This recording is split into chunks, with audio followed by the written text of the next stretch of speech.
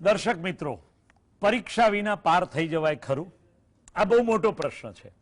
સવાલ એ આવીને ઊભો છે કે માસ પ્રમોશન આવી ગયું અને આ માસ પ્રમોશનને કારણે કેટલા ખુશ થયા અને કેટલા નારાજ થયા. આ બહુ વ્યાપક પ્રશ્ન છે. આ ચર્ચામાં અમારી સાથે જોડાયા છે ડોક્ટર નીરવ ઠક્કર, કે જેઓ ઓનલાઈન અમારી સાથે જોડાશે. જોડાઈ ગયા છે નીરવભાઈ, અને તેઓ એજી ટીચર્સ સ્કૂલના પ્રિન્સિપાલ છે અને અમદાવાદ આચાર્ય સંઘના તેઓ અધ્યક્ષ પણ છે.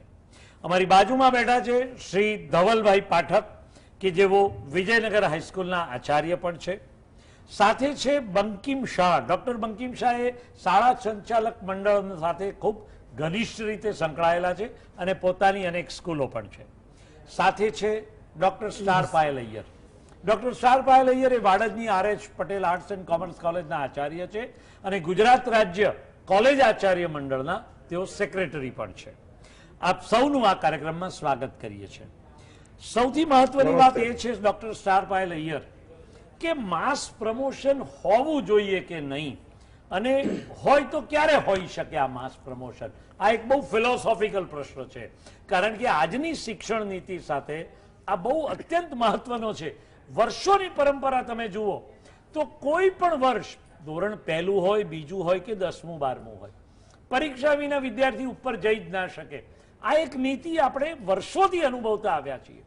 તો આ રીતે માસ પ્રમોશન અપાય એ કેવી રીતે ચલાવી લેવાય, એ પણ એક બહુ મોટો પ્રશ્ન છે. અને કોરોના જેવા કાળમાં માસ પ્રમોશન ના આપો તો બાળકોના સંક્રમણનો ભય ઊભો થાય છે. તો આ પરિસ્થિતિમાં કેવી રીતે રસ્તો કાઢવો, અને ખરેખર માસ પ્રમોશન વ્યાજબી છે ખરું?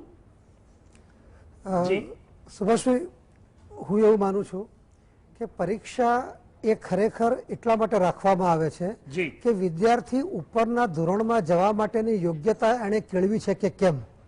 જો એ યોગ્યતા ન કેળવી હોય તો એ વધારે ઉપરના ધોરણમાં જઈ શકતો નથી. એટલે માસ પ્રમોશન તો શિક્ષણમાં હોવું જ ન જોઈએ. એ બિલકુલ વાસ્તવિક બાબત છે અને તમામ શિક્ષણ શાસ્ત્રીઓ આમાં એકમત જ હોય. સવાલ એ આવે છે કે કોવિડે બહુ જ વિશિષ્ટ પરિસ્થિતિ સર્જેલી છે. સરકારશ્રીએ પણ જે નિર્ણય માસ પ્રમોશનનો લીધો છે એ કોઈ શોખથી કે આનંદથી લીધો નથી. આ નિર્ણય મજબૂરીમાં લેવાયેલો છે. મનોવિજ્ઞાનની ભાષામાં જેમ કહેવાય છે કે હે સંઘર્ષ, એટલે કે જ્યારે તમારી પાસે બે પ્રકારના વાઇસીસ હોય છે, then you have to select the lesser vice. So mass promotion is the lesser vice that has been selected by the government in special situations. આના કારણે એવું માનવાને કોઈ જ કારણ નથી કે આ દોર આગળ ચાલ્યા જ કરશે. હા, પણ માસ પ્રમોશનથી આપે જેમ કીધું એ કોઈ બહુ ખુશ થવાની વસ્તુ નથી. કેમ કે માસ પ્રમોશનનો સીધો જ સંબંધ છે ક્વોલિટી સાથે, ગુણવત્તા સાથે. માસ પ્રમોશન મેળવીને જે વિદ્યાર્થીઓને આપણે પાસ કર્યા છે, સુભાષભાઈ, વધારે વિશેષતા તો એ છે કે યોગાનુયોગ આ એ વિદ્યાર્થીઓની બેચ છે કે જેમને ગુજરાત રાજ્યની શિક્ષણ નીતિ અંતર્ગત નો રિટેન્શન પોલિસીના ભાગરૂપે 1 થી 8 ધોરણમાં પણ એમને ક્યાંય અટકાવ્યા નથી. એટલે 1 થી 8 ધોરણ સુધી આ બેચ ફેલ થયા વગર નિર્વિઘ્ને આગળ નીકળતી ગઈ. જ્યારે એ લોકો 9મા ધોરણમાં આવ્યા એ વખતે એન્યુઅલ એક્ઝામ લઈ ના શકાય, એટલે 9મામાં પણ એમને પ્રમોશન મળી ગયું અને યોગાનુયોગ 10મામાં પણ પ્રમોશન મળ્યું છે. હવે જો આ પ્રકારના વિદ્યાર્થીઓ કે જેઓની કોઈ પણ જગ્યાએ કસોટી થયા વગર એમને ઉપરના ધોરણમાં ચડાવવામાં આવે તો આગળ જતા એ સમાજ માટે બહુ જ મોટો પ્રશ્ન થાય છે. અને જે વાલીઓ આનંદ અનુભવે છે, મારું એ કહેવું છે કે જો આપણે બજારમાં સામાન્ય શાકભાજી કે ફળફળાદી ખરીદતી વખતે પણ દરેક ફળની ગુણવત્તા જોઈને જો લેતા હોઈએ, એટલે કે we are quality conscious when it comes to our own interests. તો આપ પણ જ્યારે સમાજને આપનું બાળક જ્યારે એક નાગરિક તરીકે આપી રહ્યા છો તો સમાજ એને ચકાસવાનું જ છે. એટલે ચકાસ્યા વગરનું આ જે બાબત જો આગળ મુકાશે તો એ તકલીફ થઈ શકે. માટે ગુણવત્તાને લઈને માસ પ્રમોશન એ અયોગ્ય છે. બીજી વાત આપે જે કીધી કે એડમિશનની, તો એના માટે તો કોઈ નીતિ ઘડવી જ પડશે, કેમ કે નહીતર તો બધા જ વિદ્યાર્થીઓ એક સરખા હશે. સ્ટાર પાયલ, તમારી વાત બિલકુલ સાચી છે. આગળની નીતિ વિશે પણ આપણે ચર્ચા કરીશું. હું સીધો જ નીરવભાઈ પાસે પહોંચું છું. નીરવભાઈ, સવાલ એ છે કે આ માસ પ્રમોશનની નીતિ ભૂતકાળમાં જ્યારે પણ આ મુદ્દાઓની ચર્ચા થઈ હોય ત્યારે સરકારે કયા પગલાં લીધા હતા, અને બીજી વાત એ છે કે માસ પ્રમોશનની યોગ્યતા કેટલી? નમસ્તે સુભાષભાઈ. જી જી. સુભાષભાઈ, આપ પણ શિક્ષણમાં આટલા વર્ષો સુધી કાર્યરત રહ્યા છો અને તમામ શિક્ષણ શાસ્ત્રીઓ જે હોય એ તમામ લોકો એક વાત સાથે સંમત છે કે ભાઈ માસ પ્રમોશન ના હોઈ શકે. જી. કારણ કે evaluation and assessment these two are the part and parcel of the education system. આપણી શિક્ષણ પદ્ધતિમાં આપણે એસેસમેન્ટ અને ઇવેલ્યુએશન ને મહત્વનો ભાગ ગણીએ છીએ. જી. અને એમાં છેલ્લી જે આપણે અચીવમેન્ટ ટેસ્ટ લઈએ છીએ એના આધારે એને સર્ટિફાઈ કરીએ છીએ કે ભાઈ he is eligible to go for the further studies. આગળના સ્ટડી માટે જવા માટે એ યોગ્ય છે, લાયકાત ધરાવે છે. એટલે આ ઇવેલ્યુએશન કે એસેસમેન્ટ વગરની શિક્ષણ પદ્ધતિ હોઈ ના શકે, એમાં બધા સંમત છીએ આપણે. આ યુધિષ્ઠિરને જે યક્ષ પ્રશ્ન પૂછાયો હતો એવો એક યક્ષ પ્રશ્ન 100 વર્ષમાં જે મહામારી આવી એવો યક્ષ પ્રશ્ન ઉભો થયો હતો કે માસ પ્રમોશન આપવું અથવા તો વિદ્યાર્થીઓને સંક્રમણથી બચાવવા કે પરીક્ષા ના લઈને બધાને પ્રમોટ કરવા. એટલે જેમ હમણાં એંગર સાહેબે કીધું કે લેસર એવિલ ઇઝ કે ભાઈ સંક્રમણમાંથી બચાવવા, એટલે એ રસ્તો કાઢ્યો છે. આપે જે બીજી વાત કરી કે આ દર વખતે આવી પદ્ધતિનું પુનરાવર્તન થાય, તો એક શિક્ષણના વ્યક્તિ તરીકે, શિક્ષણ સાથે સંકળાયેલા વ્યક્તિ તરીકે એવું કહું કે હવે પછીની તમામ પરિસ્થિતિઓ માટે આપણે તૈયારી રાખવી પડે અને ઓલ્ટરનેટ વેઝ એન્ડ મીન્સ કાઢવા પડે કે કેવી રીતે પરીક્ષા લેવી. અને જો આની આ પરિસ્થિતિ ચાલુ રહે તો આવનારા વર્ષમાં એના કયા કયા નવા જુદા જુદા પ્રકારના વિકલ્પો હોઈ શકે. આ એક વર્ષ થયું એ બરોબર છે, પણ આવનારા વર્ષમાં જો આવું કોઈ પરિસ્થિતિ ઊભી થાય તો અત્યારથી એનું આયોજન કરવું રહ્યું.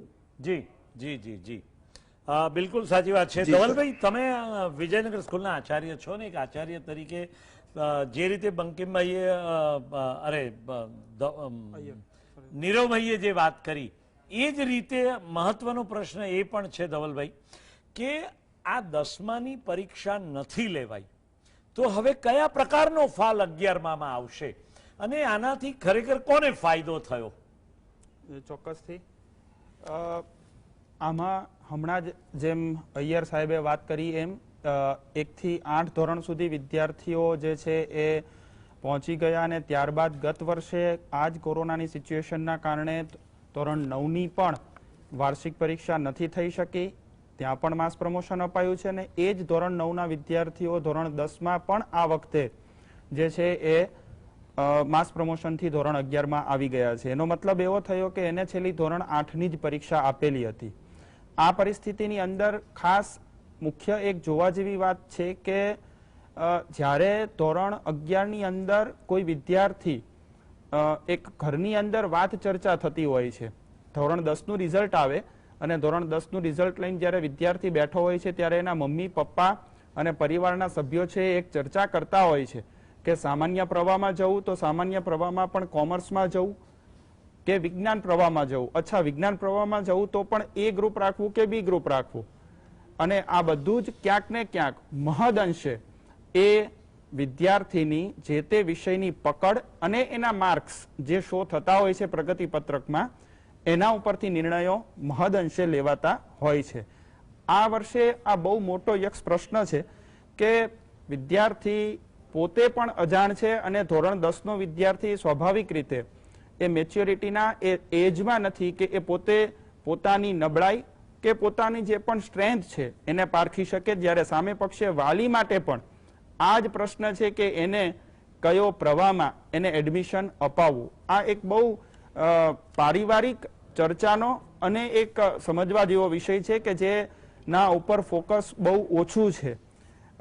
ત્યારબાદ જો આપણે વાત કરીએ કે એ એડમિશન વિદ્યાર્થી લેશે તો એ વિદ્યાર્થી આગળ લઈને પણ શું એ પ્રવાહની અંદર આગળ જતા એની ગુણવત્તા ખરેખરમાં જળવાઈ રહેશે કે કેમ? કેમ કે વિદ્યાર્થીને ખબર જ નથી કે એને ધોરણ 9ની અંદર ધોરણ 10ની અંદર પોતે કયા લેવલમાં કયા માર્ક્સની વચ્ચે પોતે આવી રહ્યો છે, પોતાની સ્ટ્રેન્થ, પોતાને કયા વિષયની અંદર પોતાની પકડ છે. એટલે ગુણવત્તાની બાબતમાં ચોક્કસથી આ બાબતે પ્રશ્નો થઈ શકે છે. જી, બંકિમભાઈ, તમે શાળા સંચાલક છો, મને એમ લાગે છે કે આ માસ પ્રમોશનથી શાળાઓને કોઈ ફાયદો થયો, શિક્ષકોને ફાયદો થયો, વિદ્યાર્થીઓને ફાયદો થયો કે રાજ્ય સરકારને ફાયદો થયો? ફાયદો કોને થયો અને કેમ આ નિર્ણય કરવો કેમ પડ્યો? ચોક્કસપણે સૌથી પહેલા તો તમારો જે પ્રશ્ન છે કે આ નિર્ણય કેમ કરવો પડ્યો, જેમ ત્રણ વિદ્વાન વક્તાઓએ જે વાત કરી એમ કે ભાઈ ઘણા બધા ઓપ્શન સામે હતા, વિદ્યાર્થીઓના જીવનું જોખમ અને માસ પ્રમોશન, તો એમાં સરકારની અંદર રહેલા વિદ્વાનોએ ચર્ચા કરીને ચર્ચાને અંતે બાળકોના હેલ્થ, બાળકોની જેને કહેવાય સિક્યુરિટીને વધારે પસંદગી આપી અને એટલા માટે કદાચ મને આ ડિસિઝન લેવામાં આવેલું છે. બંકિમભાઈ, એક જ મિનિટ, બંકિમભાઈ, એક જ મિનિટ. જો 12માની પરીક્ષા તમે લઈ શકતા હો તો 10માની કેમ ન લઈ શકાય? એ મહત્વનો પ્રશ્ન છે અહીંયા. કારણ કે 12માના પણ વિદ્યાર્થીઓ ખાલી 2 જ વર્ષ મોટા છે, કઈ વધારે નથી. હવે જો 12માની પરીક્ષા તમે જે એસઓપી હેઠળ લો છો તો 10માની કેમ ના લઈ શકાય? કહું ચોક્કસપણે. એક તો 12માની અંદર ટોટલ આર્ટ્સ, કોમર્સ અને સાયન્સના 3 લાખ વિદ્યાર્થી, જ્યારે 10મામાં 12.5 લાખ વિદ્યાર્થી. એટલે તમે સમજી શકો છો કે 12.5 લાખ વિદ્યાર્થીઓની વ્યવસ્થા કરવી અને સામે 3 લાખ વિદ્યાર્થીઓની વ્યવસ્થા કરવી, એટલે લગભગ more than 4 times number 10th ની અંદર છે. સેકન્ડ, 10માની અંદર બાળક પાસે લિમિટેડ ઓપ્શન છે, કાં તો આઈટીઆઈ, કાં તો ડિપ્લોમા અને કાં તો 11th, ચાહે સાયન્સ, કોમર્સ કે આર્ટ્સ. જ્યારે 12th ની પાછળ હજારો ઓપ્શન છે, બાળકની કેરિયર છે અને એટલા માટે 12th ની પરીક્ષા તો કોઈ પણ બોર્ડ હોય, કોઈ પણ, ચાહે સીબીએસઈ હોય, ઇન્ટરનેશનલ બોર્ડ હોય કે કોઈ પણ રાજ્યનું બોર્ડ હોય, એને પરીક્ષા લેવી જ પડશે. જ્યારે 10માની અંદર જેને કહેવાય કે આવો ટેકનિકલ કોઈ પ્રોબ્લેમ આવતો નથી અને એટલા માટે જેને કહેવાય કદાચ સરકારે 10માની અને માસ પ્રમોશન આપી અને 12માની પરીક્ષા લેવાનું વિચારેલ છે. તો આ એક પરિસ્થિતિ છે. બીજો પ્રશ્ન તમારો હતો કે કોને શું ફાયદો થયો. પહેલો તમે પ્રશ્ન બોલ્યા સંચાલકોને ફાયદો છે, બરાબર. કેવી રીતે? એને ફાયદો અને નુકસાન બંને છે સાહેબ. ફાયદો એવી રીતે કે નંબર ઓફ સ્ટુડન્ટ્સ ડેફિનેટલી વધશે અને વધશે જ. જેટલી પણ સીટો 11માની અંદર જે સંચાલકો પાસે છે બધી સીટો ભરાઈ જવાની છે અને એક્સ્ટ્રા ગવર્મેન્ટ ક્લાસ દીઠ જે પણ વધારો આપશે એ પણ 100% પ્લસ થશે. પણ સામે સાહેબ સારી શાળાઓને નુકસાન જવાનું છે. નુકસાન એટલા માટે 2023, હું આજે તમને હેડલાઇન આપી દઉં, 2023 12 સાયન્સ, કોમર્સ અને આર્ટ્સમાં ઇતિહાસનું સૌથી ઓછામાં ઓછું પરિણામ એની અંદર આવશે. તો શાળાના રિઝલ્ટ ઉપર પણ અસર થવાની છે અને બીજી સાઈડ જો આપણે જોઈએ તો એક આર્થિક ફાયદો પણ કદાચ તેમને થઈ શકે. તો આ પહેલી વાત. સેકન્ડ વસ્તુ તમે જે કીધી કે ભાઈ વિદ્યાર્થીઓને, ઓબ્વિયસ છે વિદ્યાર્થીઓને ફાયદો છે. તમે એક ઓવરઓલ નંબર તમે જુઓ, તમે સર્વે કરાવડાવો, જે 9.5 લાખ વિદ્યાર્થીઓને માસ પ્રમોશન આપવામાં આવ્યું છે એનો જો સર્વે થાય, દે આર હેપી કે ભાઈ ઓકે. હા, જે બંકિમભાઈ, એક જ મિનિટ. શીખ્યા વિના, ભણ્યા વિના પાસ થઈને ઉપલા ધોરણમાં આવી જવું એ કેટલે અંશે વ્યાજબી છે? આમાં વિદ્યાર્થીઓને ફાયદો થયો કે નુકસાન થયું? એગ્રીડ સાહેબ. એક શિક્ષણવિદ તરીકે મેં એજ્યુકેશનમાં પીએચડી કર્યું છે. જો મને શિક્ષણવિદ તરીકે પૂછો તો આ શિક્ષણ માટે નુકસાન અને નુકસાન જ છે. પણ તમારા દ્વારા એવો પ્રશ્ન પૂછવામાં આવે કે વિદ્યાર્થીનું, તો હું અત્યારે વિદ્યાર્થીને અનુલક્ષીને વાત કરું છું કે વિદ્યાર્થીના દિલમાં તો અત્યારે ઉમંગ જ છે. એ લાંબુ કદાચ વિચારી શકતા નથી, પણ being a students they are happy.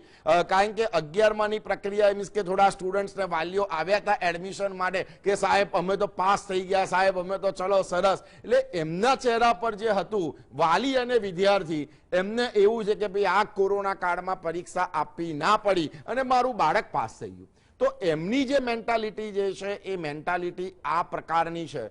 પણ જ્યાં શિક્ષણની વાત આવે છે, અહીંયા શિક્ષણવિદ મિત્રો જે છે, તો ડેફિનેટલી અહીંયા નુકસાન જો થયું હોય તો એ શિક્ષણને થયું છે.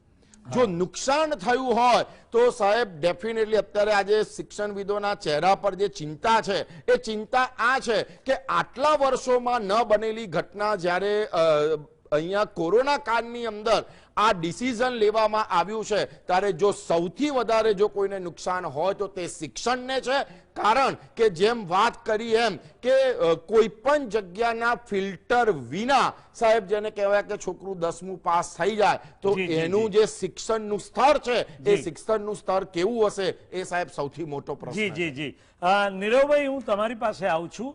તમારો શું મત છે આ રીતે માસ પ્રમોશન અપાયાથી જે વિદ્યાર્થીઓ ઉપર પ્રમોટ થઈ ગયા, એ તમને નથી લાગતું કે વર્ગો લેવાયા નથી, એમના પૂરા ક્લાસ પણ થયા નથી, એમની કોઈ પણ પ્રકારની પરીક્ષા નથી થઈ, એમને આવડ્યું છે કે નથી આવડ્યું એ પણ ચકાસાયું નથી? હવે આ સંજોગોમાં 10મા ધોરણ જેવા બોર્ડમાંથી છોકરો સીધો 11માં આવી જાય તો એ કેટલે અંશે કાચો રહી ગયો હશે? આ ચિંતા આપણે કરવી જોઈએ કે નહીં? ચોક્કસપણે કરવી જોઈએ. અને જે ચર્ચાની વાત હતી એમાં એવું પણ કે હવે 11માં અમારા માટે ધારો કે શાળા કક્ષાએ જોઈએ તો કયા વિદ્યાર્થીને પ્રાયોરિટી આપવી. અત્યાર સુધી આપણે ધારો કે વિજ્ઞાન પ્રવાહમાં એવી ચોક્કસ પદ્ધતિ હતી કે વિદ્યાર્થીના મેરિટ બનાવવા અને મેરિટ પ્રમાણે એને પ્રવેશ આપવો. હવે જ્યારે માસ પ્રમોશન હોય અને જો ચોક્કસ એની માર્ગદર્શિકા જરૂરથી આવશે, પણ એને પ્રાયોરિટી કોને આપવી, પ્રવેશમાં કયા વિદ્યાર્થીને પ્રાયોરિટી આપવી, એ મોટો એક પ્રશ્ન થાય. બીજું મને તમારી વાતમાં એક પૂર્તતા કરી દઉં નીરવભાઈ, હમણાં જ થોડી વાર પહેલા રાજ્યના શિક્ષણ મંત્રી સાથે જે અંગત ટેલિફોનિક વાત થઈ એમાં એમણે એક ખાસ સૂચન કર્યું કે ભૂપેન્દ્રસિંહ ચુડાસમા સાહેબ આપણા સૌ માટે એક સહૃદયી મિત્ર સમાન અને શિક્ષણના હિતેચ્છુ છે. એટલે એમના તરફથી ફોન પર એવી માહિતી આપવામાં આવી છે કે આ અંગે 11મા ધોરણમાં પ્રવેશ આપવા અંગે એક શિક્ષણવિદોની એક મોટી કમિટી બનશે અને એ કમિટીનો જે સુઝાવ આવશે એ સુઝાવ મુજબ સરકાર એક પોલિસી બહાર પાડશે, એક પોલિસી ઘડશે અને એ પોલિસી પ્રમાણે પછી શાળાઓને આ પ્રકારની સૂચનાઓ આપવામાં આવશે. જી, એટલે બહુ સાચી વાત કીધી, કારણ કે દરેક શાળા માટે સમગ્ર રાજ્યમાં એક ચોક્કસ એક સરખી પોલિસી દ્વારા એડમિશન આપવામાં આવે તો ઓછા પ્રશ્નો ઊભા થાય. અધરવાઇઝ ઘણા બધા પ્રશ્નો ઊભા થઈ શકે. અને ચોક્કસ દર વખતે ગયા વર્ષે પણ બોર્ડે 9મા ધોરણમાં માસ પ્રમોશન આપ્યું, પણ એની ચોક્કસ માર્ગદર્શિકા આપી જ હતી અને સીબીએસઈએ પણ એવી ચોક્કસ માર્ગદર્શિકા પરિણામ બનાવવાની આપી છે. મારો જે સુભાષભાઈ મારે જે મેસેજ આપવો છે એ ખાસ કરીને વાલીઓને આપવો છે અત્યારે, કારણ કે આ વખતે પ્રશ્ન એવો ઉભો થવાનો કે સામાન્ય રીતે વિજ્ઞાન પ્રવાહમાં બાળકો પ્રવેશ લેતા હોય છે એ દેખાદેખીથી લેતા હોય છે કે મારો મિત્ર વિજ્ઞાન પ્રવાહમાં જાય છે તો હું પણ વિજ્ઞાન પ્રવાહમાં જાઉં. અત્યાર સુધી એવું હતું કે એ બાળકને વાલી રોકતા હતા કે ભાઈ જો તારો વિજ્ઞાન અને ગણિતમાં તારો એપ્ટિટ્યુડ ઓછો છે એટલે તું વિજ્ઞાન પ્રવાહને બદલે સામાન્ય પ્રવાહમાં જા, તારા છેલ્લા 3 વર્ષના પરિણામો જોઈએ તો બીજા બધા વિષયમાં સારા છે પણ ગણિતમાં તારું પરિણામ નબળું આવે છે અથવા તો વિજ્ઞાનમાં તારું પરિણામ નબળું આવે છે. આ વર્ષે અનફોર્ચ્યુનેટલી 1 થી 8માં કે 9માં કે 10માં એ ચકાસવાનો કોઈ મોકો નથી મળ્યો. એટલે મારી વાલીઓને એવી વિનંતી છે કે જો વિદ્યાર્થી વિજ્ઞાન પ્રવાહમાં આંખો મીચીને કૂદી જતો હોય ને તમને એવું લાગતું હોય કે ભાઈ હું કાયમ એવું કહેતો હોઉં છું કે સળંગ બેસી શકે છે 5 કલાક 3 કલાક એને ભણવાનું કહેવું પડે છે કે એની જાતે ભણી લે છે. આવા મૂળભૂત પ્રશ્નો એટલે એવું ચોક્કસ કાઉન્સેલિંગ કરાયા પછી વિજ્ઞાન પ્રવાહમાં લેવું જોઈએ. નહીં તો અમુક વાર કારણ કે પેરેન્ટ પણ અંધારામાં રહે છે, કારણ કે એને પણ ચકાસ્યો નથી, એને પણ ખબર નથી કે આ ખરેખર કેટલું ગણિત અને વિજ્ઞાનમાં એનું કેવું પરફોર્મન્સ છે. એટલે વાલીઓએ ખાસ જેમને શંકા હોય, હા એવા કેટલાક વાલી હોય કે જે જાગૃત હોય અને એમને ખબર જ હોય કે ભાઈ આ વિજ્ઞાન પ્રવાહ થ્રુઆઉટ એનું સરસ કેરિયર રહેલી છે, પણ જે એવા ડાઉટ હોય એ સંજોગોમાં આપણે એ વાલીઓને એવો સંદેશ આપવા માંગુ છું કે આપ ચોક્કસ એમની સંસ્થા સાથે વિદ્યાર્થી જે શિક્ષક સાથે એક ચોક્કસ પ્રકારનું કાઉન્સેલિંગ કરાયા પછી વિજ્ઞાન પ્રવાહમાં જવું જોઈએ. જી જી જી, વાત બિલકુલ સાચી છે. ધવલભાઈ તમે શું કહેશો, માસ પ્રમોશનથી વિદ્યાર્થીઓ શું શીખ લેશે? સતત જે શરૂઆતમાં સ્ટાર પાયલ અય્યર સાહેબે વાત કરી કે પહેલા ધોરણથી 8મા ધોરણ સુધી તો આગળ ને આગળ આવતા ગયા, 9માં પરીક્ષા ન લેવાય માસ પ્રમોશન મળ્યું, 10માં માસ પ્રમોશન મળ્યું. તો આ વિદ્યાર્થીઓની ખરેખર તો કોઈ ચકાસણી થઈ જ નથી, કસોટી થઈ જ નથી. હવે આ વિદ્યાર્થીઓને આદત પડી ગઈ છે. એટલે મેં શરૂઆતમાં જ પ્રસ્તાવના બાંધી હતી કે જમ ઘર ભાળી ગયાનો ડર છે આમાં. પરીક્ષા નહીં આપીને આપણે ઉપર પહોંચી જઈએ, આગળના ધોરણમાં જતા રહીએ, આ જે ડર છે ને, એ ડરને કારણે વિદ્યાર્થીઓમાં કઈ માનસિકતા ઊભી થાય અને પરીક્ષા પછી ન આપી શકે, 11મું હોય કે 12મું હોય, કદાચ ડરી જાય અને એક પ્રકારના સાયકોલોજીકલ ઉત્પીડનથી એ પીડાય. તો એ પરિસ્થિતિમાં શાળાઓ શું કરશે અને કઈ રીતે આ વિદ્યાર્થીઓ આમાંથી શું શીખ લે છે? તમારો શું અનુભવ છે ધવલભાઈ? સુભાષભાઈ, હમણાં થોડા સમય પહેલા એક રાજ્યપાલ શ્રીની અધ્યક્ષતા સાથે માનનીય શિક્ષણ મંત્રી શ્રી ની ઉપસ્થિતિમાં એક સરસ મજાનો કાર્યક્રમ છે યોજાઈ ગયો કે જે લગભગ તમામ શાળાઓ જે છે એના કર્મચારીઓએ એને નિહાળેલો અને એની અંદર પણ આપે જે હમણાં વાત કરી એ મુજબની જ વાત ચર્ચા એ માનનીય શિક્ષણ મંત્રી શ્રી દ્વારા કરવામાં આવેલી, વિશેષ જેમાં શિક્ષકો દ્વારા ખાસ કરીને હાલ વિદ્યાર્થીઓ ઘરે છે ત્યારે વિદ્યાર્થીઓ જોડે, એમના વાલીશ્રીઓ જોડે આ તમામ બાબતે એની સજાગતા વધે, એ માટેના સંવાદો થાય, એ માટેના સંપર્કો વધે, એક જેને કહી શકીએ ખાલીપો ન રહે, એ બાબતનો સતત પ્રયત્ન શાળા દ્વારા કરવામાં આવે એવો આ સરસ મજાનો 1 કલાકનો કાર્યક્રમ હતો. અને એમાં આ ખાસ એક અગત્યની વાત હતી. ખાસ આ અત્યારે ચર્ચા એટલા માટે યોગ્ય સ્થાને છે ને ઉચિત છે કેમ કે આપણે જોઈએ તો ધોરણ 9 અને 10ની અંદર 2 વર્ષમાં વિદ્યાર્થીઓએ મેક્સિમમ સમય એ ઘરે બેઠા કામ કરેલું છે. અત્યાર સુધી આપણે જોઈએ તો સામાન્ય રીતે રોજના 5.5 થી 6 કલાક જેવો સમય વિદ્યાર્થીઓ શાળામાં આવતા હતા. શિક્ષકોની દેખરેખ સાથે, શિક્ષકોના સંપર્કો સાથે, શિક્ષકશ્રીઓના માર્ગદર્શન સાથે કામકાજ થતા હતા. પરંતુ આ છેલ્લા 2 વર્ષની અંદર વિદ્યાર્થીઓ લગભગ સમય ઘરે રહ્યા છે. એક ચોક્કસથી સારી વાત પણ મને કહેવી ગમશે કે સરકારશ્રી દ્વારા છેવટના જે ગામડાઓ છે એને ધ્યાનમાં રાખીને મહાનગરોમાં આપણે એક વખત સમજી શકીએ કે ટેકનોલોજી સાથે વિદ્યાર્થીઓ કામ કરી રહ્યા છે, એમની પાસે તમામ સાધનો ઉપલબ્ધ છે, પરંતુ ગ્રામ્ય કક્ષાએ છેવટના વિદ્યાર્થીઓ પણ શિક્ષણ લઈ શકે એટલા માટે સરકારશ્રી દ્વારા માધ્યમિક શિક્ષણ બોર્ડ દ્વારા અલગ અલગ પ્રોજેક્ટો કરાયેલા ગત 2 વર્ષની અંદર કે વિદ્યાર્થી છે બાયસેગના માધ્યમથી જે છે શિક્ષણ પ્રાપ્ત કરે છે, કાં તો એ વિદ્યાર્થી હોમ લર્નિંગ ના માધ્યમથી પ્રાપ્ત કરે છે, સમગ્ર શિક્ષા દ્વારા પ્રાપ્ત કરે છે કે ગુજરાત ક્લાસ દ્વારા પ્રાપ્ત કરે છે. સુભાષભાઈ, આ વાત એટલા માટે અગત્યની છે કેમ કે વાલીનો રોલ આ જે ઘરે બેઠા વિદ્યાર્થીઓ અત્યારે કામ કરી રહ્યા છે એ સમય દરમિયાન વાલીશ્રીનો રોલ બહુ અગત્યનો થઈ ગયો છે. જ્યાં સુધી શાળામાં વિદ્યાર્થી આવતા હતા ત્યાં સુધી શિક્ષકો જે છે એ વિદ્યાર્થીઓની તમામ ત્રુટીઓ કાં તો સારી બાબતો એ વાલી સાથે સંપર્કમાં રહીને કરી શકતા હતા, પરંતુ આ સમય દરમિયાન આ થઈ શક્યું નથી અને વાલીશ્રીઓ દ્વારા પણ જે છે શાળાનો સંપર્ક નિયમિત રીતે સ્વાભાવિક રીતે આ કોરોના કાળમાં ન થઈ શક્યો હોય. એટલા માટે આ સમય દરમિયાન કઈ રીતે શું કેટલું કામ વિદ્યાર્થીઓએ ઘરે કરેલું છે આ તમામ અલગ અલગ ટેકનોલોજીના માધ્યમથી એ વાલીઓ સવિશેષ જાણે છે. એટલે વાલી માટે અત્યારે સવિશેષ બહુ જ મોટી જવાબદારી જે છે એમના સંતાનો માટેની થઈ ગયેલ છે. જી જી જી ધવલભાઈ, મૂળ મહત્વની બાબત એ છે કે આપણું બાળક કેટલું શીખ્યું, એને કેટલું આવડે છે અને આ બાળક ખરેખર 10મા ધોરણમાં પાસ થવાને લાયક છે કે નહીં, આ વાતની ચકાસણી કોણ કરશે? માસ પ્રમોશન આપી દેવાથી શું આ ચકાસણી થઈ જાય છે ખરી? વાલીઓએ સભાનપણે આ બાબતે વિચારવું પડશે. અહીંયા લઈએ એક નાનકડો વિરામ અને અમારી ચર્ચા જારી રહેશે. વિના પાર કાર્યક્રમમાં ફરી એકવાર આપનું સ્વાગત કરીએ છીએ. દર્શક મિત્રો, ધોરણ 10માં વિદ્યાર્થીઓ પાસ તો થઈ ગયા, 11માં આવ્યા પણ ખરા. તો શું હવે એમણે 11માની તૈયારીઓ શરૂ કરી દેવાની કે પછી 11મા ધોરણમાં પણ પાછું કોરોના લાંબુ ચાલે તો માસ પ્રમોશન મળી જશે? ચિંતાનો વિષય છે વાલીઓ માટે, શિક્ષકો માટે, શાળા સંચાલકો માટે અને શિક્ષણ સાથે સંકળાયેલા સૌને માટે. ડોક્ટર સ્ટાર પાયલ અય્યર, તમારી પાસે આવીશ કે આ શાળાઓમાં જે રીતે માસ પ્રમોશન ચાલ્યું, હવે માનો કે કોરોનાનો થોડોક લંબાઈ જાય, વધારે લાંબો સમય બીજો વેવ આવે અને આખું વર્ષ જો અથવા તો દિવાળી સુધી આ જ પરિસ્થિતિ રહે, તો યુનિવર્સિટી કક્ષાએ પણ શું સરકાર આ જ પદ્ધતિ અપનાવશે અને યુનિવર્સિટી કક્ષાએ માસ પ્રમોશન આપી દેવું એ કેટલે અંશે વ્યાજબી રહેશે?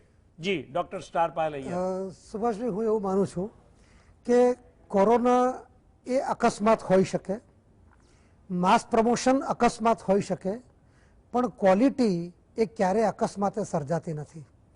ક્વોલિટી માટે તો બરાબર મહેનત કરવી પડે અને એ યુનિવર્સિટી હોય કે સ્કૂલ હોય, ક્વોલિટીમાં કોમ્પ્રોમાઇઝ કરવું એ કદાચ એવું બને, જો શિક્ષણમાં જો ક્વોલિટીમાં કોમ્પ્રોમાઇઝ કરવામાં આવે તો એ કદાચ દેશદ્રોહ કર્યો એટલો ગંભીર ગુનો હું ગણું છું. જેમ સમાજમાં એક નબળો પુલ ન ચાલે, એક પુલ જો બનેલો હોય એ નબળો હોય તો ન ચાલે, એના કરતાં એ 1000 ગણું જોખમ છે કે એક નબળો એન્જિનિયર ન ચાલે. એટલે કે એન્જિનિયર જેવી જ્યારે આપણે પ્રોડક્ટ એજ્યુકેશનમાંથી બહાર પાડવાના હોઈએ તો એની ગુણવત્તામાં કોઈ કોમ્પ્રોમાઇઝ ન કરી શકાય. જેવી રીતે ધોરણ 12માં પરીક્ષા લેવાનો આગ્રહ સરકારે રાખ્યો છે, યુનિવર્સિટીઓ પણ એવો જ આગ્રહ ફાઇનલ યરની એક્ઝામ માટે, એટલે કે 5th and 6th સેમેસ્ટર જે છે એના માટે તો યુનિવર્સિટી રાખવો જોઈએ, અને હા, સ્નાતક કક્ષાએ, અને એ જ રીતે પીજી કક્ષાએ છે તે સેમેસ્ટર 4 માટે પણ આવો જ આગ્રહ રાખવામાં આવશે. એટલે એ તો બહુ જરૂરી છે. પણ હા, જેવી રીતે 10મામાં માસ પ્રમોશન આપ્યું છે એવી જ રીતે માસ પ્રમોશન નહીં, પરંતુ એ લોકોનો એક્ઝામનો અગાઉનો ડેટા યુનિવર્સિટી પાસે હોવાના કારણે ત્યાં આગળ આપણે મેરિટ બેઝડ પ્રમોશન, એટલે જેને MBP કહીએ છીએ, એ પ્રકારનું પ્રમોશન આપવાનું વિચારી શકાય. જો ગુજરાત યુનિવર્સિટીની વાત કરું તો સુભાષભાઈ, હજુ અમારે સેમેસ્ટર 5ની એક્ઝામ પણ લેવાની બાકી છે અને સેમેસ્ટર 3ની એક્ઝામ પણ લેવાની બાકી છે. ઇન્ટરનલ પરીક્ષાઓ પણ બાકી છે. ઇન્ટરનલ પરીક્ષાઓ તો દરેક કોલેજે પોતાની રીતે ઓનલાઈન એક્ઝામ લીધેલી છે, બરાબર. પણ યુનિવર્સિટી કક્ષાની જે એક્ઝામ છે કે જેના આધારે ક્રેડિટ ગણવામાં આવે છે, એ ક્રેડિટ ગણાતી એક્ઝામ હજુ બાકી છે. પણ એવું બને કે સેમેસ્ટર 2 અને 4 એના માટે, તેમજ 3 અને 5 આ 4 માટે છે તે આગળના મેરિટના આધારે કદાચ પ્રમોશન આપી દેવામાં આવે અને મેરિટ ગણવામાં આવે, પણ ફાઇનલ યરની એક્ઝામ તો લેવી જ પડશે.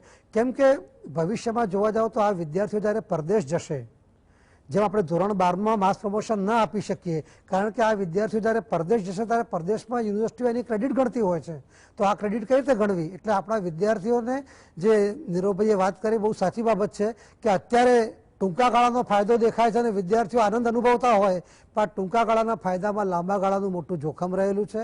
એટલે વિદ્યાર્થીઓએ પણ આ વસ્તુને હળવાશથી ન લેતા પોતાની ગુણવત્તા સતત સુધારવી પડશે અને યુનિવર્સિટી પણ આ અંગે પોઝિટિવ નિર્ણય લેવો પડશે. જી જી, તમારી વાત બિલકુલ સાચી છે. જી ધવલભાઈ, તમે શું કહેશો?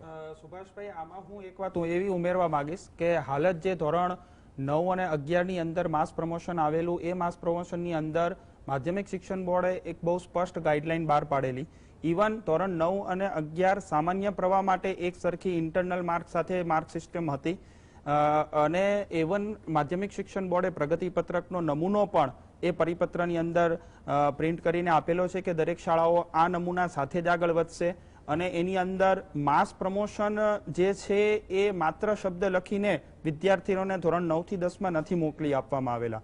વિદ્યાર્થીઓ જે છે એમને એકમ કસોટી લીધેલી છે, એના ઇન્ટરનલ માર્કની અંદર કન્વર્ટ કરવા, ત્યારબાદ પ્રથમ કસોટી જે માર્ચ 18 થી 29 વચ્ચે લેવામાં આવેલી છે, એ માર્ક્સ અને એને 70 અને એને 100માં કન્વર્ટ કરીને એ પછી જે છે એનું પ્રગતિ પત્રક બનાવવામાં આવેલું છે. એ જ રીતે જે કૃપા ગુણ અને ગ્રેસિંગના જે પણ નિયમો છે ક્રેડિટ ગુણના, એ પણ એ જ રીતે આપવામાં આવેલા છે. ફરક એક જ કરવામાં આવેલો છે, જે કૃપા ગુણ દરેક શાળાના આચાર્ય માત્ર દર વર્ષે 10 આપવાના હોય છે, એના બદલે એનું કેપિંગ જે છે એ અનલિમિટેડ કરી નાખેલું. અને વિદ્યાર્થીને માનો કે આજે પ્રગતિ પત્રક તૈયાર થશે 10મા ધોરણના વિદ્યાર્થીઓનું, તો એમાં એનો first class, second class, pass class એવી રીતે ગ્રેડેશન કરશો કે બધાને એકી સાથે પાસ ક્લાસ કે ફર્સ્ટ ક્લાસ આપી દેવાનો? ના ના ના, એમાં સાહેબ એવું નથી. હા, જે આખી સિસ્ટમ બનાવવામાં આવશે, જેમ CBSE બોર્ડે સાહેબ એક બહુ પ્રોપર સિસ્ટમ આપી છે, એવી જ આપણી ગુજરાત બોર્ડ તરફથી પણ જેને કહેવાય કે ગાઈડલાઈન ચોક્કસપણે આપવામાં આવશે. ગાઈડલાઈન આવશે.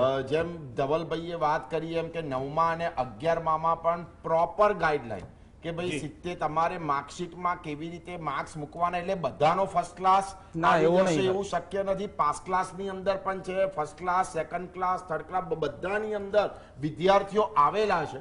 સેમ તેવી રીતે 10મા ધોરણની અંદર પણ આપણને પ્રોપર ગાઈડલાઈન ચોક્કસપણે આપવામાં આવશે. સેકન્ડ, ગુજરાત સરકારના અધિકારીના શિક્ષણ મંત્રીને આ તબક્કે એક અભિનંદન એવી રીતે આપવા જોઈએ કે સરકાર આ કોરોના કાળની અંદર પણ સરકારી સ્કૂલો અને બિન સરકારી સ્કૂલો, સાહેબ આ તમામ શાળાઓની અંદર એકમ કસોટીઓ લેવામાં આવી છે.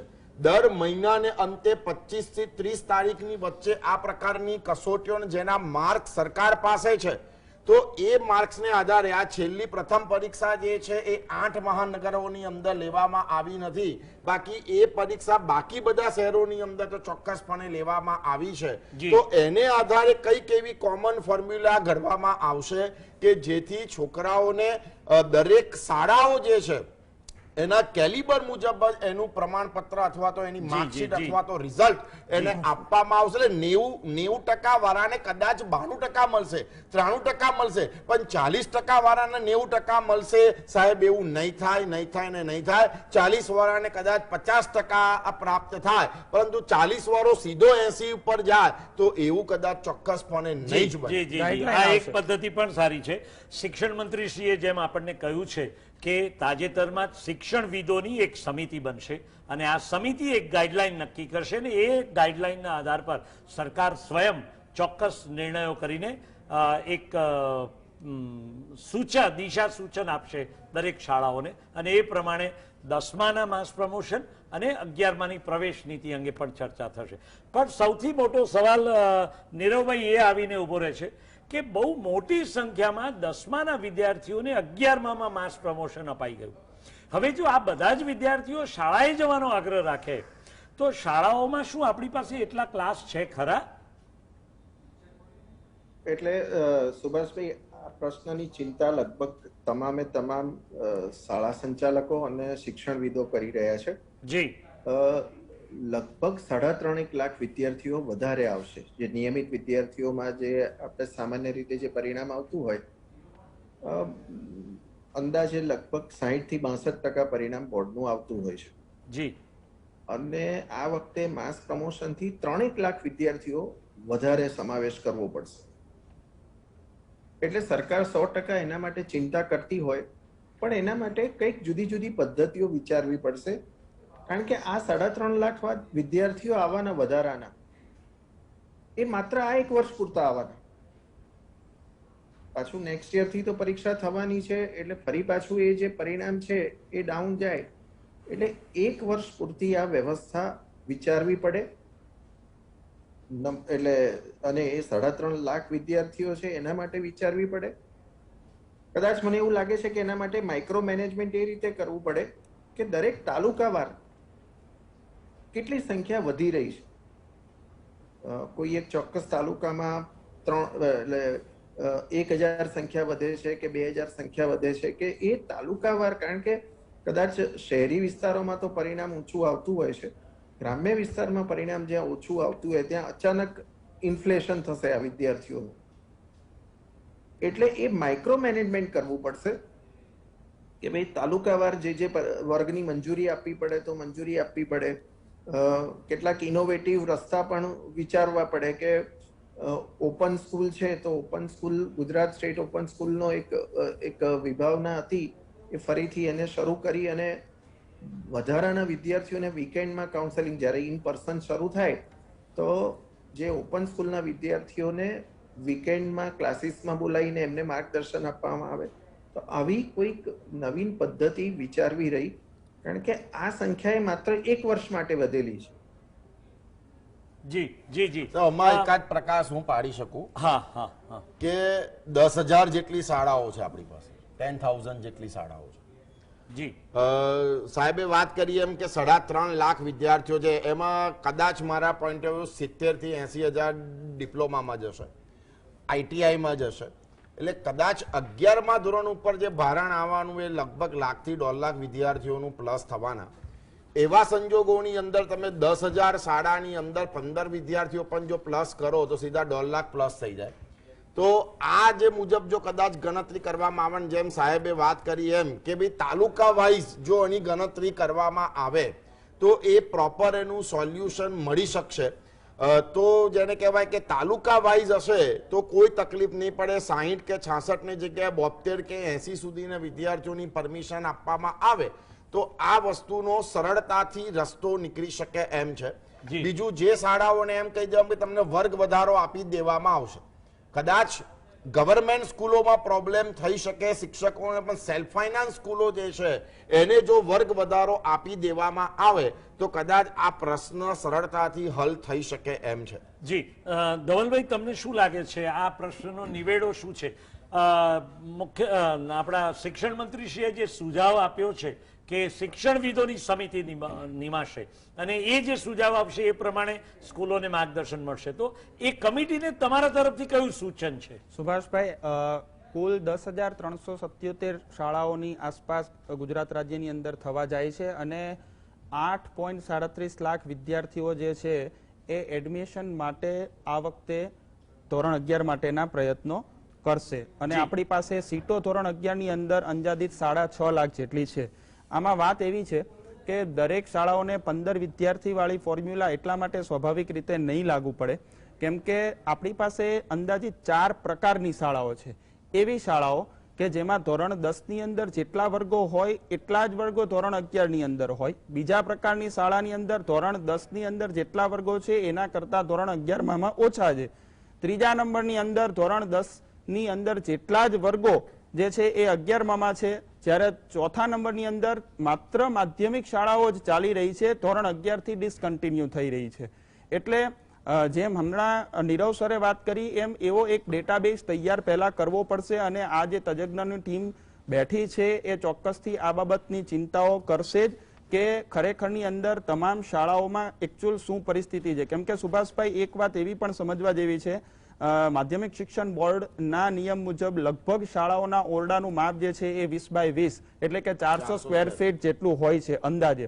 અને આની અંદર કમ્ફર્ટેબલી જો આપણે જોઈએ તો જે વિદ્યાર્થીઓ 60 થી 65 ની આજુબાજુમાં કમ્ફર્ટેબલી બેસી શકતા હોય છે અને એમાં પણ આ કોરોના ટાઈમની અંદર આપણે સોશિયલ ડિસ્ટન્સિંગથી રાખીને જોઈએ તો એ સંખ્યા ઘટવા જાય છે. એટલે આ બધી પરિસ્થિતિની અંદર એક ડેટાબેઝ તૈયાર કરીને એને કેવી રીતે ચલાવવો, જે શાળાની અંદર એટલા જ વિદ્યાર્થીઓ છે 10માં જેટલા જ 11માં વર્ગખંડો છે એવી બહુ ઓછી શાળાઓ છે. એવી શાળાઓ વધારે છે કે 10માં 3 વર્ગો હોય ને 11માં 2 વર્ગો હોય. અચ્છા, ઇન્ફ્રાસ્ટ્રક્ચર જે છે એની સામે પણ એક આપણે સામે જોવું પડશે. એટલે આ તમામનો એક ડેટાબેઝ તૈયાર કરીને પછી આગળનો રોડમેપ જે છે એ બની શકે. તમને લાગે છે કે શિક્ષકોની પણ ઘટ પડશે?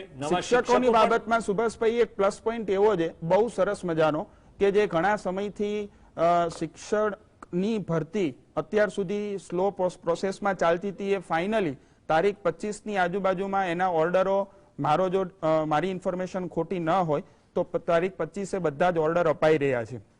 લગભગ સરકારશ્રીની એવો પ્રયત્ન છે કે ઉઘડતા વેકેશન સાથે તમામ શિક્ષકો હાજર થઈ જાય. આ એક વાત છે. અચ્છા, જે નવા કદાચ વર્ગ મંજૂરી આપવામાં આવે તો જે આ શિક્ષકો, નિયમિત શિક્ષકો, શિક્ષણ સહાયકો જે હાજર થયા છે ને એની સામે જે પ્રવાસી શિક્ષકો જે છે એ અગેન વળી પાછા રિલીઝ થઈ રહ્યા છે, તો એ પ્રવાસી શિક્ષકોને પણ આપણે એ ઉપયોગમાં આ 1 થી 2 વર્ષ માટે ઉપયોગમાં લઈ શકીએ છીએ. એટલે કદાચ શિક્ષક બાબતનો પ્રશ્ન જે છે મારી દ્રષ્ટિએ સોર્ટ આઉટ થઈ શકે એવો છે.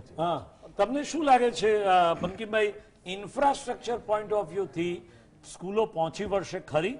ચોક્કસપણે સાહેબ, ઇન્ફ્રાસ્ટ્રક્ચર પોઈન્ટ ઓફ વ્યૂ કોઈ તકલીફ પડશે નહીં. હાલની પોઝિશનમાં સાચું કહું તો હજુ 6 મહિના સાહેબ ઓનલાઈન જ અભ્યાસ છે. વાસ્તવિકતા જોઈએ તો પરિસ્થિતિ ત્રીજા વેવની જે રીતે વાત ચાલી રહી છે એ જોતા ઓગસ્ટ સપ્ટેમ્બરની આજુબાજુ કદાચ બધું શાંત થઈ જાય અને સ્કૂલો ખુલે, બરાબર, તો it is the best way. એટલે ઇન્ફ્રાસ્ટ્રક્ચરની જ્યારે જો આપણે વાત કરીએ અને સાહેબે વાત કરીએ એમ શિક્ષકોમાં પણ ઘટ નહીં પડે. શાળાઓ કેજી સેક્શન અને પહેલું, બીજું અને ત્રીજું એ કદાચ હજુ તો મને એવું લાગે છે 6-8 મહિના નીકળી જશે. એટલે હાલની પોઝિશનમાં જેમ ગયા વર્ષે ગવર્મેન્ટે 10, 11 ને 12 ને પરમિશન આપી હતી, પછી સ્ટેપ બાય સ્ટેપ 6 થી 12 ને આપી હતી, તો એવી રીતે સ્ટેપ બાય સ્ટેપ જો શાળાઓ સ્ટાર્ટ કરે તો એમની પાસે એક્સ્ટ્રા વર્ગ જે છે, એક્સ્ટ્રા વર્ગ એ છે જ, અને એટલા માટે 11મા ધોરણના પ્રવેશને અનુલક્ષીને વર્ગખંડો અથવા તો ઇન્ફ્રાસ્ટ્રક્ચર્સનો કોઈ પ્રોબ્લેમ થવાનો નથી. હા, મારું માનવું છે કે જેમ આપણે યુનિવર્સિટીઝની અંદર એક્સટર્નલનો ઓપ્શન છે, કદાચ 11 અને 12 વિજ્ઞાન પ્રવાહના વિદ્યાર્થીઓને માટે પ્રેક્ટિકલ ફરજિયાત હોય, કદાચ એક્સટર્નલ ન કરી શકાય, પરંતુ બાકીના પ્રવાહ માટે અને કદાચ કેટલાક વિશિષ્ટ સંજોગોમાં પ્રેક્ટિકલની પણ જો વ્યવસ્થા થતી હોય તો આ 1 વર્ષ પૂરતું જેવી રીતે માસ પ્રમોશન વિશિષ્ટ સંજોગોમાં આપવામાં આવેલું છે, એવી રીતે જો એક્સટર્નલનું પણ ઓપ્શન ઓપન કરી દેવામાં આવે કે ભાઈ તમને જો પ્રવેશ, એનું કારણ શું છે કે આપણે જે વાત કરી અત્યારે કે આ 2-2.5 લાખના જે સરપ્લસ વિદ્યાર્થીઓ થવાના, આ સરપ્લસ વિદ્યાર્થીઓના વાલીઓની મનસ્થિતિ બહુ ટેન્શનમાં રહેવાની કે અમને પ્રવેશ મળશે કે નહીં મળે, મળશે તો ક્યાં મળશે. એટલે આ જે ટેન્શનમાંથી એક મુક્તિ માટેનો એક રસ્તો વિશિષ્ટ સંજોગોમાં એવો કરી શકાય કે યુનિવર્સિટીની જેમ જ એક્સટર્નલ પેટર્ન જો અહીંયા આગળ લાગુ કરવામાં આવે કે તમે ઘરે બેઠા પણ તમે અભ્યાસ કરીને તમે એક્સટર્નલ કરી શકો છો, તો આ ઓપ્શન ખુલી જાય તો પછી બહુ જ ઘણી બધી રાહત થઈ તમે જાય. જે ઓપ્શન સૂચો છો એ ઓપ્શન આપણે ટ્યુશન ક્લાસીસના પોઈન્ટ ઓફ વ્યૂથી જોઈ શકીએ કે એ વિદ્યાર્થીઓ ટ્યુશન ક્લાસીસમાં એડમિશન લઈને પોતાનું કામ કરે. નીરવભાઈને પણ આ બાબતમાં કંઈ કેવું છે? નીરવભાઈ, આપ શું કહો છો? હા, સુભાષભાઈ, હમણાં અગાઉ મેં વાત કરી કે ગુજરાત સ્ટેટ ઓપન સ્કૂલ એવું એક વિભાવના હતી, અને અત્યારે એક્સટર્નલ સ્ટુડન્ટ જે અયંગર સાહેબે વાત કરી ઓલરેડી છે જ, અસ્તિત્વમાં જ છે.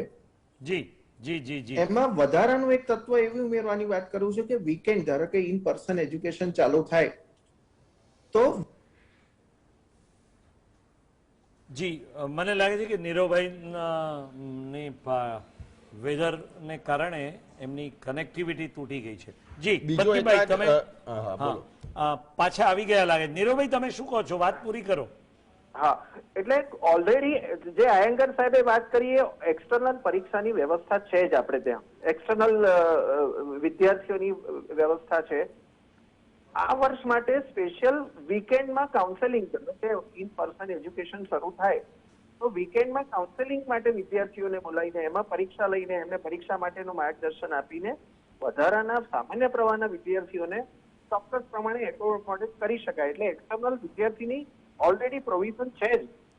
જી જી જી જી. પણ બંકીમભાઈ, તમને એવું નથી લાગતું કે 10મા ધોરણમાં જે વિદ્યાર્થીઓનું માસ પ્રમોશન થયું એટલે 11મામાં સંખ્યા વધી, હવે 11મામાં પણ આ છોકરાઓ પાસ જ થવાના છે બધા જ મોટા ભાગના, તો 12મા ધોરણમાં 1 વર્ષ પછી બહુ મોટું ભારણ વધી જશે એવું લાગે છે તમને? ચોક્કસપણે મોટું ભારણ. એટલે અત્યારે માની લો કે 12 સાયન્સમાં 1,39,000 વિદ્યાર્થીઓ રજીસ્ટર થયા છે, તો સીધા 50-60 હજાર સીધા પ્લસ થશે. સેમ એવી રીતે કોમર્સ ને સેમ એવી રીતે આર્ટ્સ. એટલે એ ભારણ તો ડેફિનેટલી જયારે 2023 ની અંદર બોર્ડની પરીક્ષા લેવામાં આવશે ત્યારે એ ભારણ જે આ 3 લાખ વિદ્યાર્થીઓ જે એક્સ્ટ્રા આવશે એનું ભારણ ચોક્કસપણે 12th ની અંદર હશે. જોડે જોડે હું એકાદ સજેશન ચોક્કસપણે જયારે એક વાત થઈ કે 11મામાં કઈ રીતે, જેમ સાહેબે ઓપન બોર્ડની વાત કરી, તો ઓપન બોર્ડનું ફોરમ, ગુજરાત ઓપન બોર્ડનું ફોરમ અસ્તિત્વમાં છે જ અને ખૂબ સારી રીતે છે. સાહેબ, એવી રીતે જો વધારે કદાચ ભારણ હોય તો એક સજેશન સ્વરૂપે 2 શિફ્ટમાં શાળા શરૂ થઈ શકે. જેમ યુનિવર્સિટીની અંદર સાંજના વર્ગો ચાલી રહ્યા છે, સેમ એવી રીતે અત્યારે મોટાભાગની શાળાઓનો સમય સવારે 7 થી 12:30 છે. અમદાવાદની અંદર કેટલીક નામાંકિત શાળાઓ 2 શિફ્ટમાં ચાલી રહી છે, રેગ્યુલરમાં પણ. જો આવી જિલ્લા વાઇઝ માહિતી ભેગી કરવામાં આવે, તાલુકા વાઇઝ માહિતી ભેગી કરવામાં આવે, કદાચ ઇન્ફ્રાસ્ટ્રક્ચર અને શિક્ષકોનું અમુક જિલ્લા કે તાલુકામાં કદાચ પ્રોબ્લેમ ઉભો થાય તો એ જ શાળાની અંદર 2 શિફ્ટની અંદર જેને કહેવાય કે શાળા શરૂ કરી શકાય અને આ એક જ વર્ષ માટેનો જે પ્રોબ્લેમ છે એ પ્રોબ્લેમ આપણે સોર્ટ આઉટ કરી શકીએ. એના માટે કદાચ સંચાલકો અને શિક્ષકો એને ડબલ શિફ્ટમાં કામ કરવું પડે પણ એમાં કોઈ વાંધો આવશે નહીં. આજની આ પેન્ડેમિક પરિસ્થિતિની અંદર કદાચ બધા તેના માટે તૈયાર છે, એટલે કદાચ આ પણ એક રસ્તો હોઈ શકે. જી, બીજી ચિંતા એ પણ છે કે 10મા પછી જે લોકોને ટેકનિકલ અભ્યાસક્રમોમાં એટલે ડિપ્લોમા કોર્સીસમાં જવું છે એ લોકોને પ્રવેશ પ્રક્રિયામાં કોઈ નવી પરીક્ષાઓ આપવી પડશે કે એમનું જે મેરિટ કાર્ડ તૈયાર થશે એના આધાર પર એમને પ્રવેશ અપાશે ટેકનિકલ કોર્સિસમાં, ડિપ્લોમા કોર્સિસમાં? જો ડિપ્લોમા કોર્સિસની ખાસ કરીને વાત છે ત્યાં સુધીને જે ચર્ચાઓ ચાલી રહી છે, કારણ કે એમાં દર વખતે મેરિટ બહાર આવે છે અને મેરિટની અંદર અત્યારે એવી ચાલી રહી છે કે એની એક એન્ટ્રન્સ એક્ઝામ લેવામાં આવે અને એ જેવી રીતે મેડિકલમાં પ્રવેશ મેળવવો હોય તો નીટ છે, એન્જિનિયરિંગમાં જેઈ છે, તો સેમ તેવી રીતે આ જે વર્ષ પૂરતું ડિપ્લોમાની અંદર તમારે પ્રોપર મેરિટ બહાર પડે એટલા માટે એક એન્ટ્રન્સ એક્ઝામ લેવામાં આવે, ઓનલાઈન એમસીક્યુ જ હોય. છેલ્લો સવાલ હવે આપણે પૂછી લઈએ બધા જ મિત્રોને વન બાય વન, અને એક મિનિટનો જ સમય આપીશું. ડોક્ટર સારપાલ અય્યર, તમે શું કહેશો? આ જે માસ પ્રમોશનની આખી જે પ્રક્રિયા છે ને, એમાં કોઈ માસ પ્રમોશનને બદલે કોઈ ઓલ્ટરનેટિવ મેથડ એક્ઝામિનેશન્સની હોઈ શકે કે કેમ? સુભાષભાઈ, આપણા તમામ કોર્સિસમાં આપણે અંગ્રેજી ફરજિયાત કરેલું છે અને આપણે બધા જ વિદ્યાર્થીઓ જે ગ્રેજ્યુએટ તરીકે બહાર પડે છે એ ઇંગ્લિશની એક્ઝામ આપે છે. એમ છતાંય પણ યુએસ કે કેનેડા કે ઓસ્ટ્રેલિયા જવું હોય તો તમારે ટોફેલ અથવા તો IELTS તમારે આપવી પડે છે. એટલે આપણે એવું પણ કરી શકાય કે આ વિદ્યાર્થીઓ જે લોકો ભલે માસ પ્રમોશનથી આગળ આવેલા છે પણ એમાંથી જે લોકો પોતાની જાતને સ્ટાન્ડર્ડાઇઝ રીતે સર્ટિફાય કરાવવા માંગતા હોય તો આ જ વિદ્યાર્થીઓ માટે 10માના સમકક્ષ અને 12માના સમકક્ષ એવી એક્ઝામ્સ રાખવી જોઈએ કે જેના આધારે આપણે એ લોકોનું એક ઓથેન્ટિક સ્ટાન્ડર્ડાઇઝ્ડ રિપોર્ટ મેળવી શકીએ કે વેર ધે સ્ટેન્ડ. બહુ સારું સૂચન છે તમારું સારપાલ અય્યર. ડોક્ટર ધવલ પાટેલ, તમે શું કહેશો? ધવલભાઈ, આ શક્ય બને ખરું આ રીતે શાળા કક્ષાએ? મારી દ્રષ્ટિએ આના માટેની જે હાલ 8 થી 10 તજજ્ઞોની ટીમ બનેલી છે એ ચોક્કસથી આના પર વિચાર 100% કરશે. કેમ કે આ બાબતે જો એ લેવામાં આવે તો કયા વિષયની રાખવી પરીક્ષા, એ કયા વિષયની રાખ્યા પછી એની અંદર એ સબ્જેક્ટિવ ટાઈપ રાખવી, ઓબ્જેક્ટિવ ટાઈપ રાખવી, આ બધી તમામ બાબતોને તપાસીને એ પછી ગાઈડલાઈન એની બહાર પાડવામાં આવે તો પછી એ પરીક્ષા જે છે એ થઈ શકે છે. પરંતુ સુભાષભાઈ, છેલ્લે હું મારી એક રિમાર્ક્સ લાઈન એવી કહીશ કે આ એક વૈશ્વિક કક્ષાની મહામારી અને એ પણ 100 વર્ષ પછી આવેલી છે. એ તમામ પક્ષોએ, પછી એ શાળા સંચાલક હોય, વિદ્યાર્થી હોય, વાલી હોય કે સરકાર હોય, એ તમામ પક્ષોએ તકલીફ થોડી પડવાની છે, એમાં કોઈ બે રાય નથી. એટલે સૌ બધા સાથે મળીને થોડું જતું કરીને પણ જો આ સાથે મળીને કામ કરશે તો ધીરેથી આ પરિસ્થિતિને ખાળી શકાશે. ચોક્કસપણે તમે જે અમને વાત કરી એમાં કે પરીક્ષા કઈ રીતે બીજો ઓપ્શન હોઈ શકે કે નહીં, ઓલ્ટરનેટિવ મેથડ ડેફિનેટલી હોઈ શકે. સર, 15 લાખ વિદ્યાર્થી જો જેઈની એક્ઝામ ઓનલાઈન આપી શકતા હોય, બરાબર છે, તો સાહેબ એ સિસ્ટમ માળખું દેશની અંદર છે જ. 15 લાખ વિદ્યાર્થીઓની પરીક્ષા સાહેબ દેશની અંદર લેવાતી હોય, દેશની અંદર વાત કરું છું, યાની કાશ્મીરથી કન્યાકુમારી સુધીને જો આ એક્ઝામ લેવાતી હોય તો એ માળખું, એ કોમ્પ્યુટર સેન્ટરો આપણા ગુજરાત રાજ્યની અંદર પણ અવેલેબલ છે. જો આ 10માની કદાચ માની લો કે મે બી કે હવે પછીના વર્ષોમાં શું તો એક કોમન MCQ ટેસ્ટ જે છે એ બાળકોની ડેફિનેટલી લેવામાં આવે, એકાદ ફિલ્ટર ડેફિનેટલી મૂકવામાં આવે અને એનું માળખું અને એ આપણા દેશ માટે, આપણા રાજ્ય પાસે તૈયાર છે અને જે માળખું 12થમાં છે એને જ જો 10માની અંદર એપ્લાય કરવામાં આવે તો ચોક્કસપણે એક્ઝામ લેવાશે. જો કે હું તમને એટલું કહું કે 10મામાં આ પ્રકારની મેથડ અપનાવવાથી એક મુદ્દો એ પણ ઉપસ્થિત થાય કે દૂર દરાજના ગામોમાં અને ખાસ કરીને સાવ નાના ટાઉન્સમાં કે જ્યાં હજુ આપણે ઇન્ટરનેટ સેવા પણ નથી પહોંચાડી શક્યા, ત્યાંના બાળકોને ખાસું સોસાવવું પડે અને ત્યાં તકલીફ તો ચોક્કસ પડે. એમણે પોતાના વતનો છોડીને શહેર ભણી આવવું પડે અને ત્યાં પરીક્ષામાં બેસવું પડે. આ પણ એક બહુ મોટી મુશ્કેલી છે. નીરવભાઈ, 1 જ મિનિટ બાકી છે અને છેલ્લો સવાલ તમને કરી લઈએ કે તમે આ ઓલ્ટરનેટિવ મેથડ વિશે શું કહેશો? હા સુભાષભાઈ, એટલે 2 વાત કરું. એક તો ગુજરાતમાં અત્યારે જે આપણે વાત કરી, અંદાજે લગભગ 60 થી 70,000 વિદ્યાર્થીઓ માટેનું માળખું આપણી પાસે ઉપલબ્ધ છે ઓનલાઈન પરીક્ષા લેવાની. જી, આ વાત આવે છે ત્યારે 10 લાખ વિદ્યાર્થીઓની વાત આવે છે 10મામાં. એટલે અને બીજું કે એટલા તમે જે વાત કરી એમ કે છેવાડાના બાળકો માટે આ વ્યવસ્થા ના હોઈ શકે, એટલે આપણે 2-3 વિકલ્પો વિચારવા પડે.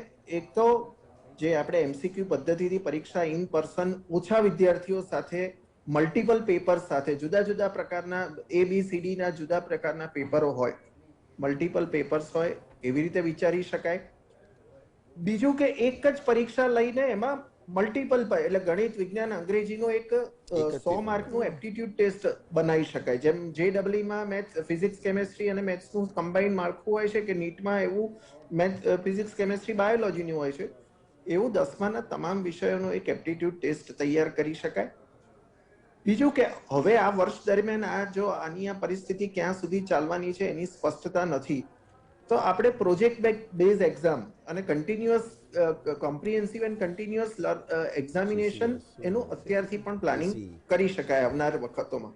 તો આવા બે ઓલ્ટરનેટ વિકલ્પો અત્યારે મને એવું લાગે છે કે આપણે વિચારવા રહ્યા. જી, વાત તમારી બિલકુલ સાચી છે. અને આ વિકલ્પોની દિશામાં પણ આપણે આગળ વધવાની એટલા માટે જરૂરિયાત છે કે ઓનલાઈન ટીચિંગ થઈ શકે તો ઓનલાઈન એક્ઝામ કેમ ન થઈ શકે. અને આ પદ્ધતિ વિશ્વના અનેક દેશોએ અપનાવી છે આ કોરોનાની મહામારીના કાળમાં. તો વિદેશો પાસેથી પણ આપણે થોડું ઘણું આ દિશામાં શીખીએ અને આપણે આપણી પોતાની એક પદ્ધતિ અપનાવીને આ દિશામાં આપણે આગળ વધી શકીએ, કામ કરી શકીએ. એક વાત ચોક્કસ કહું કે ઓનલાઈન ટીચિંગ મેથોડોલોજીમાં શિક્ષકોને સલામ કરવી પડે કે ઓછી આવડતવાળા શિક્ષકોએ પણ જાતે મહેનત કરીને કમ્પ્યુટર શીખ્યા, લેપટોપ પર શીખ્યા, પોતાના સ્માર્ટફોન પર શીખ્યા, પણ એમણે ઓનલાઈન ટીચિંગ વિદ્યાર્થીઓ સુધી પહોંચાડ્યું છે. અને એ શિક્ષકોને પણ સલામ કરીએ છીએ GSTVના માધ્યમ થકી. આપ સૌ અમારી સાથે આ ચર્ચામાં જોડાયા. ડોક્ટર નીરવ ઠક્કર, આપનો પણ આભાર. ધવલભાઈ, બંકિમભાઈ અને ડોક્ટર સ્ટાર પાયલૈયર, આપ ચારેય મિત્રોનો ખૂબ ખૂબ આભાર. દર્શક મિત્રો, મહત્વનું એ છે કે તમારું બાળક માસ પ્રમોશનથી પાસ થઈ ગયું તો બહુ રાજી થવા જેવી વાત નથી. સવાલ એ છે કે તમે કેટલે અંશે ચકાસી શકો છો કે આપણું બાળક ક્યાં ઊભું છે. કારણ કે છેવટે જ્યારે સમાજની વચ્ચે આપણે એક સુદૃઢ નાગરિકને મૂકીશું ને ત્યારે સક્ષમ બનવો જ જોઈએ.